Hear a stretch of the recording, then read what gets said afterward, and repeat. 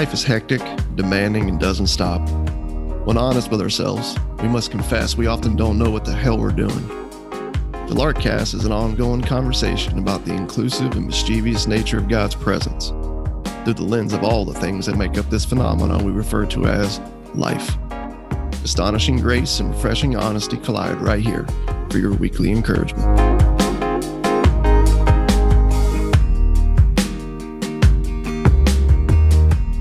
So I had this killer conversation with a new friend, a guy that I just met just downtown through a mutual connection, and sharp dude, young guy, business, family,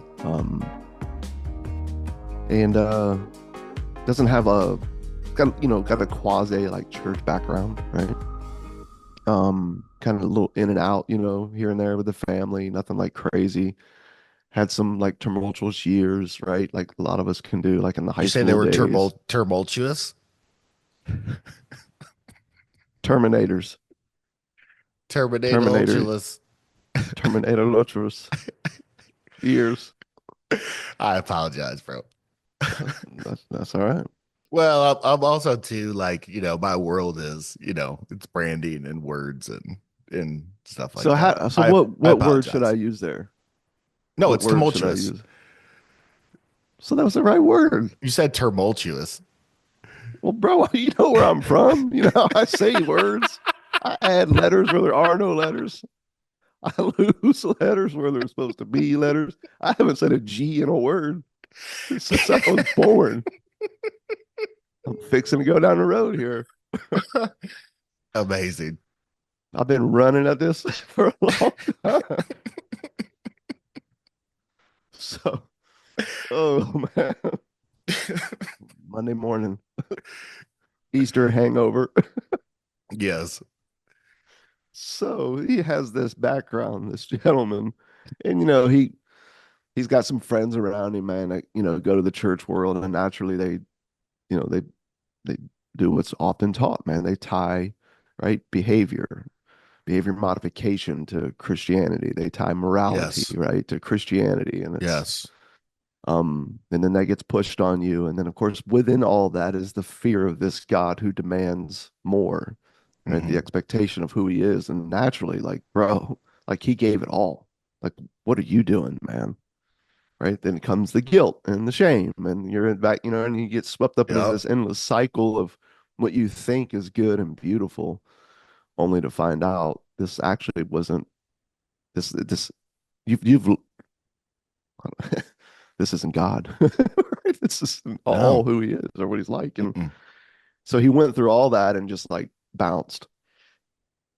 And so I meet him this week, and he kind of hears my story a little bit, just getting to know me. But and I appreciated his question, because it was an honest question. But he's like, dude, just out of curiosity, man, like, so let me understand this. Like, so you believe in Jesus, but you don't go to church.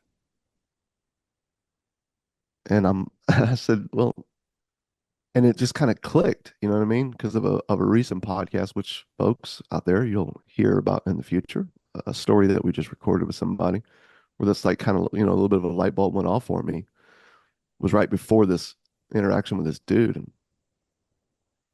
I just kind of looked it back at him, and I said, man, I think the better question for us in light of what we often see right now is so you believe in Jesus, but you go to church? I think that might be a more fitting question. And That'll open it up. That'll perk the as ears. soon as I said that, he goes, "Okay, now you got my interest." And now, of course, I was very clear up front, like, man, we're not. I said, look, man, we don't have time or energy, bro, to just run around like throwing salt at all the things that are out there. If we point out anything that we're seeing, we're just trying to help people see like the beauty and the freedom of what's in the scriptures versus what has become like our norm, Mhm. right? Um, this Like we grow up in something our whole lives, and so we sort of have this propensity of thinking that it's always been this way. That's Hmm. kind of what you find in modern Christianity, whether you're Catholic or Protestant or charismatic or micro church or whatever it is. You grow up in this thing and you think, man, this has always been it, and Hmm. don't realize that everything that we think is the norm for church didn't even exist Yeah. in the early church. The days of Jesus, the early church that followed his example, like it literally didn't exist.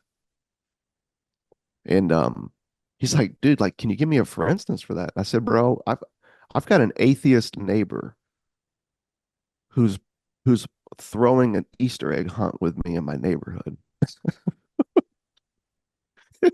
And he starts to laugh, right? He goes, holy cow, I never really thought about that. And I'm like, this dude is like, he's a friend of mine. We hang out. We just went to a concert together, him and a few of my other friends here in the neighborhood just last week.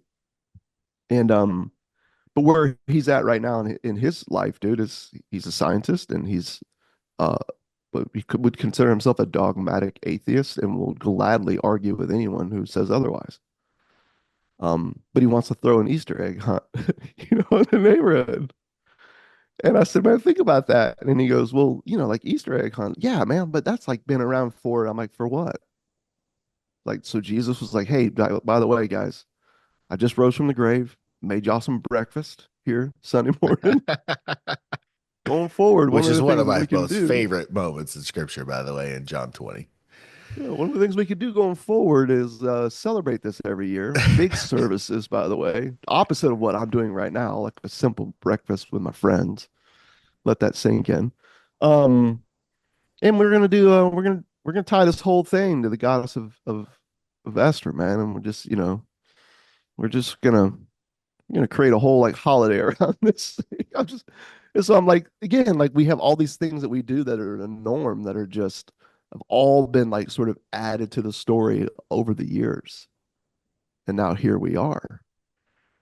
And of course that led to a whole nother can of worms. But it was just one of those moments, man, where you're just in a conversation with somebody and you're grateful for it and the friendship, right? To press into these things, but you start to see like man, there's so much undoing, you know. Yeah. It's almost like you spend more time in the undoing camp than you even do like the bringing anything new to the table. Hmm. Yeah. It's like I have the opposite going on in that when I left being a pastor, we started doing some simple church stuff, and at that time like I was still like trying to like kind of still unpack everything and doing a more simple approach to church without like all the, the hype and the hoopla and the stage and all the money and all that. But I still had like some of this like lingering stuff from like 10 years of doing ministry. So naturally it still had like unnecessary complexity, Hmm. but it was still beautiful, like it got more simple, but then everybody still kind of wanted all the same stuff. And you're just trying to like navigate that. And we did that for a few years.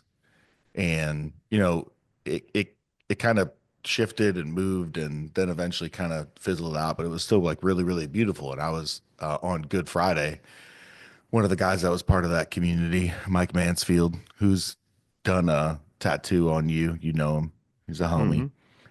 Hmm. We were just had a killer conversation on Good Friday, had an impromptu neighbor hang, one of like the first of the year. We're like coming out of winter now. Like Parker was over and he drove by and we threw our hands up. 2 minutes later, his car's back down. He's got like 4 beers in his hands. Mike's like, "What are you doing?" I'm like, "Dude, get over here." We're hanging out, and Mike He had to comes hit them over. brakes before his wife saw his car. Yeah, Put it in yeah, and it reverse. was awesome, man. And we're all kind of like in different like creative jobs and stuff. So the conversation was around that and work, and eventually it got into some good news, which was really really cool. And the mic lingered afterwards, and we hung. But anyways, because there's been kind of like this absence of sort of like this official sort of like gathering, I've been content with just my conversations with my friends, like those cool moments that Yeah. just sort of like, happen, you find like, conversations of the gospel and Jesus like in the midst of just as you're going. And I'm just kind of like content with that. And Pam's been kind of feeling a little bit like, man, like I want to go back. And a lot of it's kind of tied to the kids and they were kind of asking and stuff. And I was like, all right, cool. Like I'm not about it. I kind of struggled with it, but I was like, hey, I'll go with you like a couple of times just to show the kids like, hey, like if you want to check this out, like check it out. Like I have my story as to why I moved away, and my Yeah. kids need to develop like their own perspective of this cultural thing that's just not going away. It is the norm. And so I'm like trying to like not control it, kind of a thing. So anyways, they start going back and Anna like early on, she's my 15-year-old.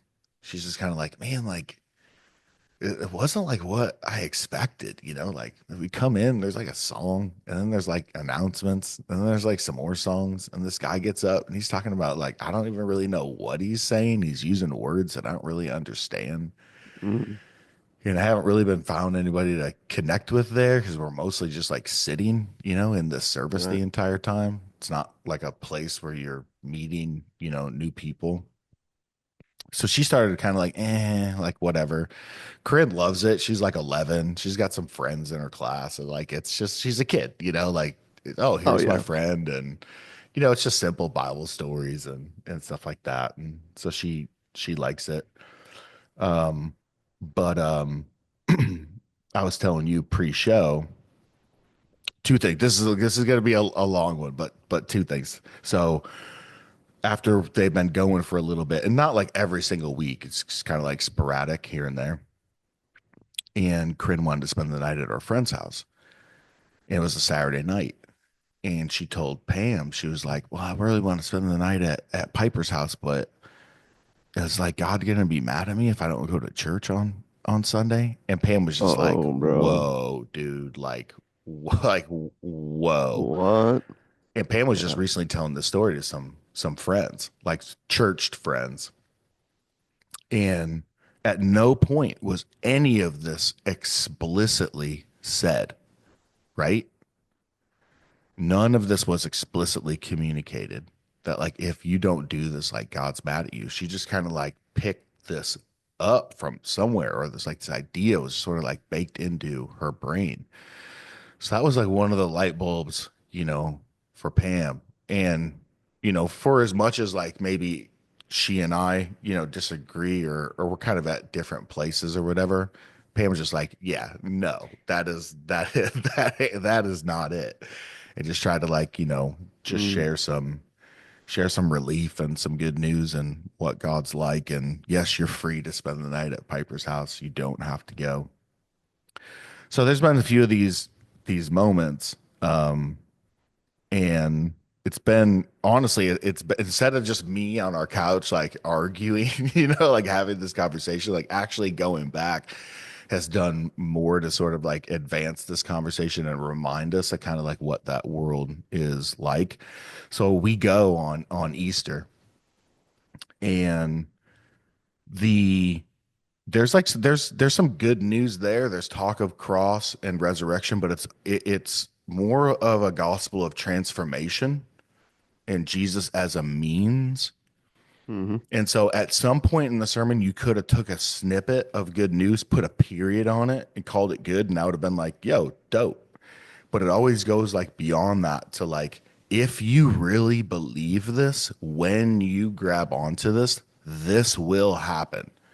And it was this ideal picture of like a life of joy and a life of freedom, and and like the height of just growth and just all this like just sort of like experiential transformation.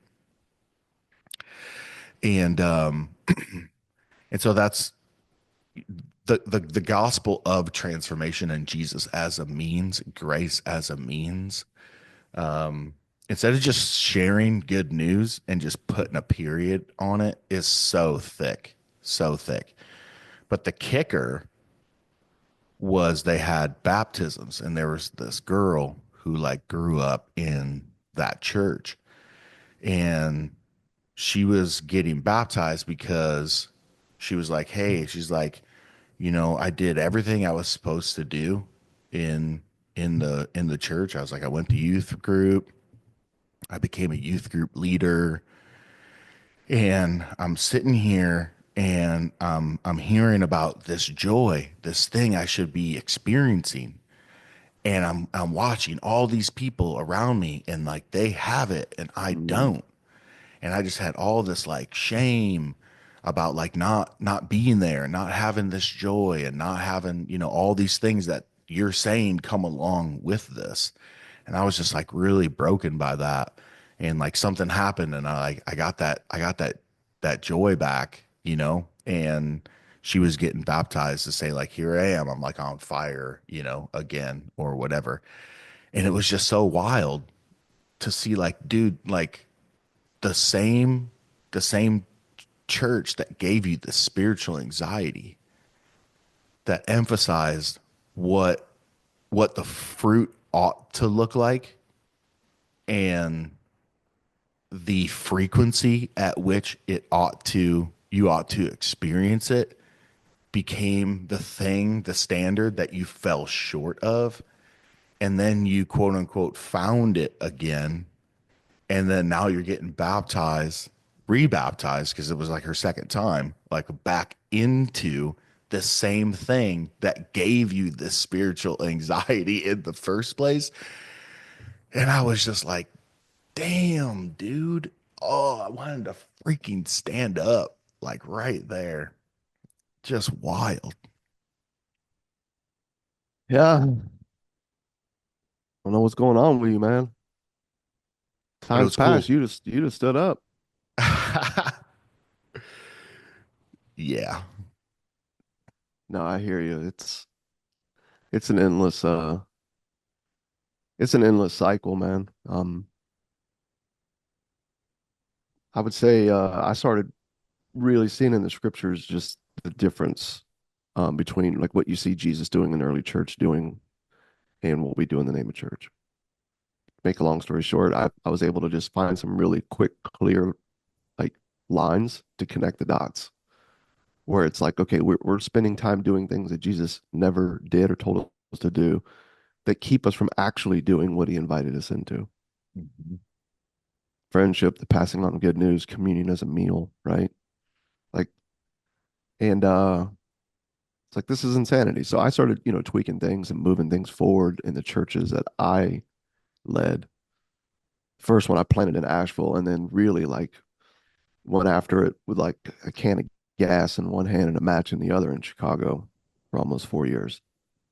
And then of course the starting a table network. And I just kept coming back to it. A lot of it was just medium, to make a long story short. If we can just tweak, right, like how we get together, if we can really understand like how we actually learn, it's in conversation, it's not through these sermons. The gathering, yeah, that thing actually exists for us. And it's all it is just encouraging us to encourage one another because we Mhm. need it and it's valuable. This idea of like going to a service, like Corinne probably wasn't told in kids' church, like you need to if you don't if you're not here, God will be upset with you. But you can almost bet your paycheck on, but because we love him, that's why we come here every week to worship the Lord, Yeah. right? Like that gets baked into you. And it's like, yeah, that's not at all like what Jesus told us to do. That's not in here. So here's what I'm saying. You got all these things that you can come at this, and you and I have spent a lot of time and money and energy and years trying to teach from this perspective of like, this isn't what he did. It's not what he told us to do. It keeps us from doing what he said to do. It's not how we learn. You know what I mean? You go down these lists. But I eventually have gotten to a place where I'm like, guys, at the end of the day, the breakdown is what's being said about who this God is, what he's like, and the life that he's actually given us. And because that God's not who's being talked about here, you're going to develop a faith in a God that's not like him, Hmm. which would be the wrong God, a Hmm. false God, Hmm. the fallen God of our imaginations, the Hmm. CEO of heaven, Yes. right? Yes. The one who comes with like offering us a loan called grace. Yeah. And small And groups are then, where you're handed your quarterly sales report, your weekly KPIs, your key yes, performance indicators, yeah, yeah, and you have to bring your report of your key performing indicators. yeah. I was just in conversations literally just this last week with two other people, same thing. Like in situations where it's like being pushed to get baptized again, or so it's, I got this friend that's, about to get baptized for the third time because now they're finally like on fire for the Lord. So now they Yeah. must, actually be saved. And I'm just like, guys, are you not seeing the demise of this? I've tried to show it to you through the lens of a medium. Like, this isn't how they gathered. This isn't what he said to do. This isn't how you actually learn to live free. This isn't anything Jesus told us to do. And it's almost like there's something in our human spirit that's like so desperate for some sense of an odd belonging that's actually not there. It's conditional, no matter how you try to cut it there. Don't show up for a month and see where you're at. You'll see what I'm talking about. Hmm. So I can go down the list, but it's almost like it just always seems like hit a wall. And it wasn't until like recently where I could just kind of like I could talk about this till the cows come home, but it won't click. So when I got into that conversation with that guy who was starting off, that we where you clicked record, I didn't get into like all the stuff about the typical, right, like where we would go with that conversation about church. When he's like, "How can you be a believer in Jesus?" And where I said, "How can you be a believer in Jesus and go to this?" He's like, "Man, what do you mean?" And I said, "Well, tell me about the God. Tell me about the God that you know of. What is the gospel?"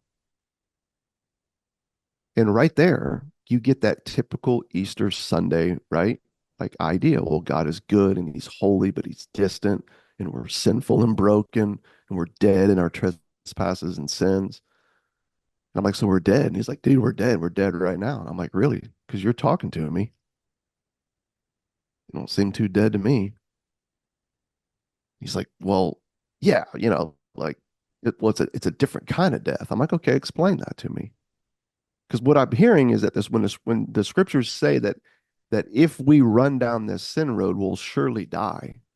God wasn't talking about an execution. He's talking about a different kind of die, different kind of death. And you could see him kind of lean in, right? He's like, okay. I see what you're saying. And I'm like, so if that's the case, well, then what does he mean by sin? And he's like, well, dude, man, and again, it goes right into the behavior stuff. I'm like, bro, that's all the fruit of sin. Disobedience is the first fruit of sin. Sin, defined in the scriptures, is that spirit of self reliance running in your veins, that desire to be God, the desire for control. That's sin. That's why Romans says the opposite of sin is not virtue. It says the opposite of sin, Romans 14, is faith. Yeah. Which churches only have an imagination to talk about that control as it's expressed in like rebellion. They don't Yeah, that's talk how they about the weaponize moment guilt. where it's expressed in self-righteousness and religion and like being good and like managing your life and managing your diet, and managing your checkbook and being Yeah. responsible. Which is every person that comes to Jesus that he has an issue with, which is so ironic. Like all the times where Jesus pours gas on our breakdown of righteousness, it's never in the behavior camp of as far as like this bad moral, you know what I mean? It's always with the crowd that was like, "No, man, Yeah. I've been loving the Lord and loving Yeah. my neighbor since I Yeah, was a you got kid." your He's like, women "Oh, at the really?" well, you got your women at the well, you got your tax collectors, right? But mostly it's church folks. Yeah, in the tax collector, he's like, "Yeah, come on in." You know? It's Yep. just he's not going into like Oh, a you want to be a spiel the way disciple? he yeah, he doesn't do anything like what he does with the rich young ruler who thinks, hey, I got this thing nailed, right? Or the lawyer that he has to give the parable of the Good Samaritan to just completely unravel his whole perception. And so within all this, I said, man, there's just a few things that I have found helpful in regards to like why that statement that I just made, that question that I asked in regards to your question makes sense. I said, bro, if grace, if grace, if just to boil it down, if grace is conditional, okay, if grace is conditional and your faith is transactional, okay, so God's grace it's there, but it's only for you if there's a but, there's an if in regards to his grace, Yeah. Or okay, it's then or it's a means that will always 100% 10 out of 10 times will result in these specific things. yeah, if it's something that you have to trigger with your faith by any means, whether it's to become something more or to get in or to be forgiven, anything like that. Okay. If grace is conditional in regards of that, and your faith is transactional, the means by which you receive, achieve, okay, pick either camp you want to run in, then Jesus is not your savior. You are. That's why the endless cycle of shame and striving and rebaptisms are everywhere. Yep. And Yeah, and he's you can like, dude, like, sorry, go ahead. I mean you can see why, you know, like Anglicans, Lutherans, Catholics, like they just look down at evangelicals because all like baptism, which is a like pretty decently talked about in the scriptures as being rooted and connected to the literal death and resurrection of Jesus, an objective Yeah, thing, and talking about our union with him, this yeah, symbol, this picture of our union with him, something that we're entering into, something that already happened in the death and resurrection of Jesus, something that already occurred. Awake, you awaken to this by faith. hmm Baptism is this almost like this beautiful thing, you know, like he knew we would struggle with, you know, a life of faith and not sight. And so he gives us these two simple things: hmm communion, which is literally just a shared meal every time you gather, where you just look at this wasted table that just got devoured, you know, And gather isn't and, like you ate a meal, not and like a gather as church if you ate a gathering, but meal. like whenever you And just ate a meal with people someone who just believed. grabs a cup and grabs a piece of this food and Yeah, is like, this is it. My body, my blood. So glad to be with you guys. Cheers to him. He loves us. A chance to remember. yeah, Right. And then baptism, this moment. And it could have been when you're a kid, you know, hmm the baby thing. I get that perspective. But just this one act, this one moment, but we turn it into this thing that you do like depending on where you were at on this chart, and it's all connected to the subjective aspect of your faith, how you are believing this, to the degree you're believing this, and then the emotions and experiences that you're feeling in light of that. It's not connected to the objective way that yeah, God has rescued and reconciled the world in a single historical act in his son. yeah, yeah, dude. It's you're on this like lifelong roller coaster because you're human, and there's all that goes with that, right? Inside of us and around us. And baptism is that chance where you can look back and say, man, there was a moment when I awakened to this truth, when I got on this roller coaster. Right? I don't need to get off and then get back on it again. But this thing, it's so devoid. It's so devoid of who the Father actually is.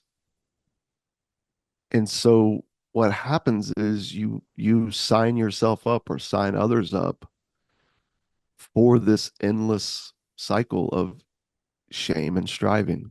Mhm. Even like in people say, well, not me, man. I'm going to this church. It's just all about grace, grace, grace, grace, grace, dude. Just every week, just grace, grace, grace. We sing grace, grace, grace. And I'm like, yeah, I know. I've been there.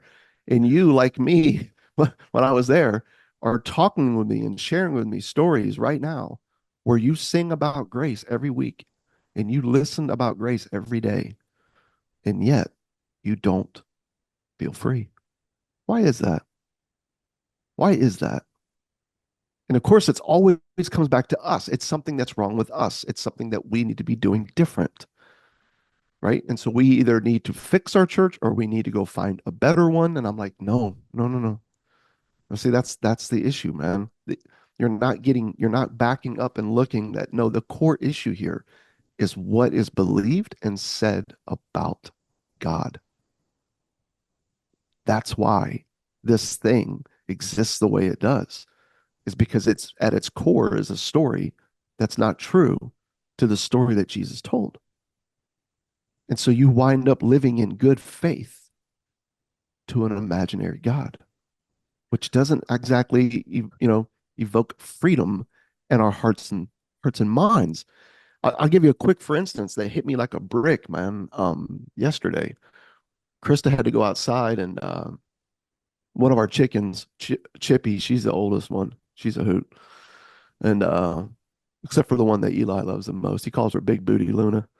He named her Luna. And she, whenever she's about to lay an egg, she'll just like carry it for way too long. And she just like waddles around the yard. And he's always coming in. He's like, Big Booty Luna's about to drop. But Chippy's our oldest one. She's this old hen and she gets really broody, man, like whenever she lays. And it's Florida and it's getting hot right now. And where I live in Southwest Florida is a tropical climate. So you really only have like rainy season here and dry season, right? And the dry season's, a little cooler. But now the weather's breaking, it's getting hot. And she's like, you know, Chippy's sitting on 5 eggs right now and she won't move. She won't come out of the hen house. Well, bro, if you're a chicken and you sit in an old hen house in Florida in the sun all day long, right? You can die from heat exhaustion. We've had a chicken do this. And he's like, man, it's just so sad. Like she's just sitting there, like just protecting these eggs, like literally giving her life, right? To bring about life here, not realizing there's no life in the eggs. Hmm. We don't have a rooster.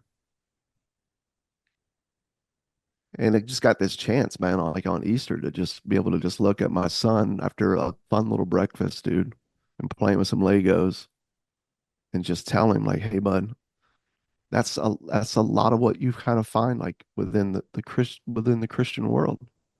He's like, well, what do you mean? And I'm like, well, kind of like Chippy here. She's If we don't come out here and make her get out of this house, we have to fight to get her out of this house, close the door and get her out in the yard. If we don't do that, she'll lay here and die in good, earnest faith to a lie. That's such a freaking killer example, dude. That's so good. And he looks at me and he's Mm. like, yeah, Mm. it's one of those like this Mm. 8-year-old literally does a and he goes, so that's kind of what you mean when you talk about That's still like, the church in me. Mm. So mm, good. brother, that'll preach. That'll preach. But he I said, man, that's kind of what happens. We go out of instead of seeing him for who he is, we just go and step into another cycle. And the whole thing, like it can look good and feel good. And we've been taught to see the whole process as something that's somehow of him, which it's not. And I've spent a life, son, the last, your whole life, man, I have spent helping people look at the system and rethink the how we actually learn and what the church is. But what you have to understand, and what I've learned, and what I hope you'll learn, is that the breakdown is way back at the beginning. It's at the story. And that's the most important thing. Because, even if you're in this grace camp, at the end of the day, if it's still rooted in an idea of a God who was distant and demanding, and his children disobeyed him. And so he's like, you know what? I'm out of here. We're going to go through a long process of things that you're going to need to do and hoops that you're going to need to jump through. And eventually I'm just going to have to just murder my son to appease my wrath so that I can forgive you. And then you, in your faith, are going to have to trigger my grace. And you and your faith are going to have to grow and validate that grace. Otherwise, not really sure if it's me you're after. And dude, these little guys looking at me like, what? I'm like, yeah, that doesn't sound too loving, does it? Yep. And he goes, no. I said, let me tell you, son, and please hear me. Your father, your heavenly father, is gracious because he's gracious. He's gracious because he is literally love. That's how he's defined in the scripture. He is love. You're his child and I'm his child because he fathered us, Mm-hmm. not because we made ourselves his children. Mm-hmm. You understand Yep. this? He's always been in you. He's never left you. Job tells us that if his spirit departed from any of us, we would turn to dust immediately. Mm-hmm. I believe it's in that. Yeah, that's in Job, oldest book in the Bible. If his spirit wasn't in us, we turn to dust immediately. That's why he He's could always been look at the present. unbelievers, Paul did, and yeah, and say, like, for even you in your unbelief, live and move and have your being in him. Ephesians 4, he's the God who's above all, through all, and in all. And so I'm able to look at him and say, so our faith, son, our faith is our awakening to reality, to the gracious God. On Good Friday, Jesus died at the hands of our love for religion more than him. Mm-hmm. He doesn't die Yep. so that his father can love us. He dies to prove to us that he always has. That's why he told the disciples on that day on the cross, you will realize that I am in my father's in me, and I am in you. Now, somebody hears that and they go, so you're saying that Jesus' death, like that's all it was just like just to help us see? And I'm like, well, no. No, his death was absolutely necessary. The old Adam is crucified. We're crucified with him. The new humanity is birthed in him. That's why we're no longer defined by sin. We're no longer defined by that spirit of self-reliance. We're now defined by Jesus. 1,000%. I'm just saying that the reason wasn't to just because, God's somebody who's, oh, I'm not really that gracious. There's gonna have to be a payment here. See, that's not a father, that's a banker. Yep. And a Yep. son who can be with unholy people in a way that his holy father can't isn't God in the flesh. That's an assistant. So when you see this and you realize, man, if this isn't who I'm seeing him as, and this isn't what I'm hearing about him, then my faith isn't in the God that Jesus revealed. It's in an imaginary God. And what value is that? Yeah. It's like we've taken you're saved by faith away Yeah. from like literally just the only way we can connect with a thing that's already done. There's no doing. Yep. And it's literally just this trusting, this accepting, this believing, this resting in a reality to this thing we need to manage and maintain and curate and keep stoking the fire of.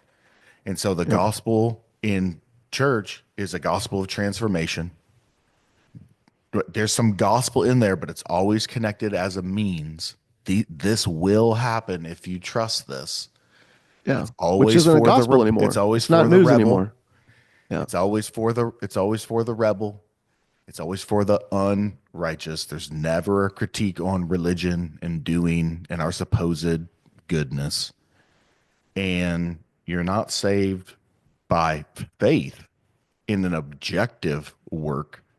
You're saved by the quality of your faith, your proven faith. You're saved by Yeah. proven faith. Yeah.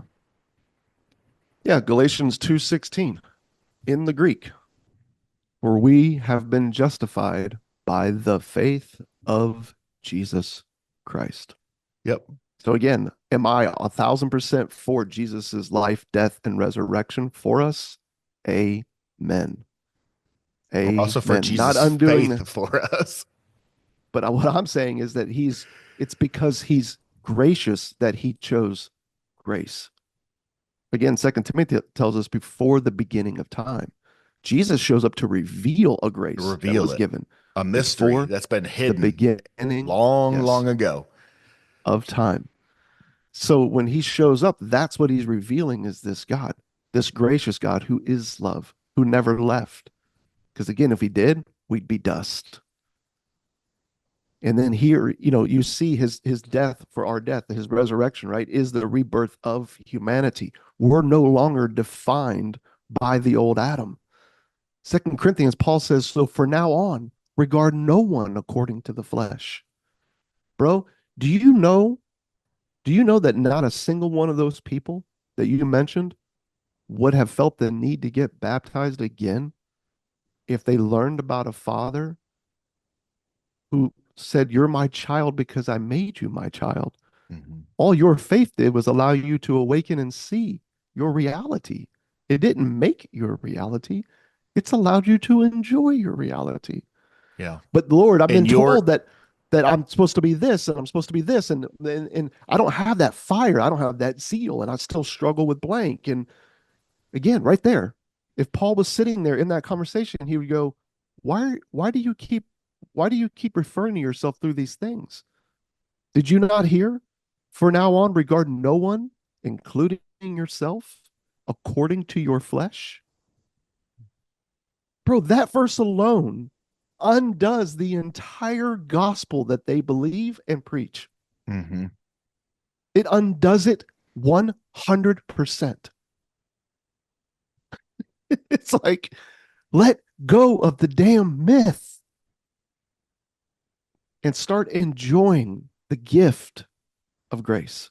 You are Mhm. saved by grace, Ephesians says. No, no, no. It says by it's faith. No, no, no. It says you're saved by grace. Because if you weren't, then you're your savior, which is so funny because this camp that prides themselves on being anti works based salvation Yes. is 1,000% works based salvation. A If thousand your percent. faith saves you, if your Two faith thousand validates percent. you, then guess what? You have a works based salvation. That's why Galatians says Jesus' faith is what justifies us, not our measly faith. What our faith does is allow us to enjoy what he's done. Mm-hmm.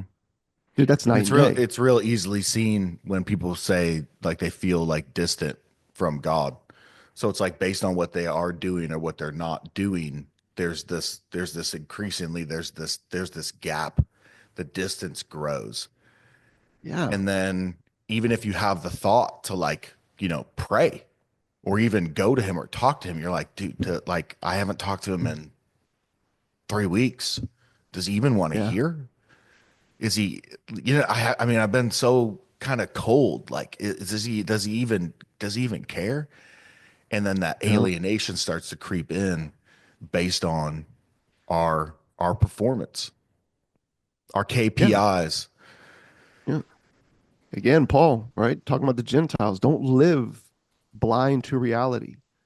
Alienated, he says, not separated. The alienation word there in the Greek is a reference to like it's like the best way to define it is like don't live as someone who's running around the house in a frantic search for your keys when they've been in your pocket the whole time. That's what he's saying. Don't live blind to reality like these people because of the ignorance, it says. That's what he says, because of the ignorance that is in them. Not because, well, they don't behave well. It's like, no, no, because of The ignorance to reality. They're chippy in a hen house on a hot day in Florida, dying in their earnest good faith to a lie. Damn, dude. Let's hang on to that on these Easter hangovers and rejoice in another way forward. Cheers, my friends. Cheers.